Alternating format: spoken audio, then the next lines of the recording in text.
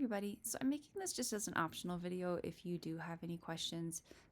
This outline for essay number 2 is very similar to outline for essay number 1. Really the only difference I wanted to highlight was in the evidence area. So when you are utilizing outside sources, what you're doing is basically bringing in materials that will help support your argument from published credible sources. So the evidence that you utilize throughout your main ideas should be a mixture of both primary, so evidence from the text, and secondary evidence from outside resources to help support your claims. And the reason we do this is because, again, when you bring in a credible source who's been published, who has authority, that adds authority to your own argument. So for example, if I said you should exercise 10 minutes every day, that would be my thoughts, my opinion, my argument. But if I said,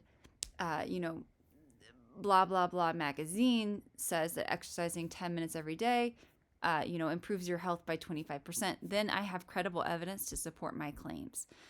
So I just wanted to note that when you're identifying evidence here, you'll want to include both primary and secondary sources throughout your essay to help support your claims.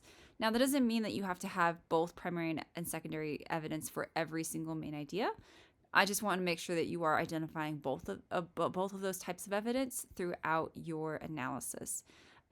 As always, you should have evidence from the text for every single main idea, but where you bring in your secondary source material is up to you as far as supporting your claims.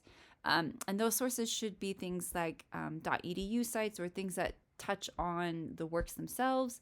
Don't do gradesaver.com, don't do things like that. These should be credible source materials that add to or support your argument around this particular concept or idea. So that was really the main thing I wanted to point out. Everything else should relatively be the same as the first essay. The only other thing I wanted to point out was you should have, I believe, a minimum of 3 entries on the works cited page. So make sure that you are including any source material and your works that you're analyzing as well. So let me know if you have any questions, but otherwise I just wanted to make this as a resource.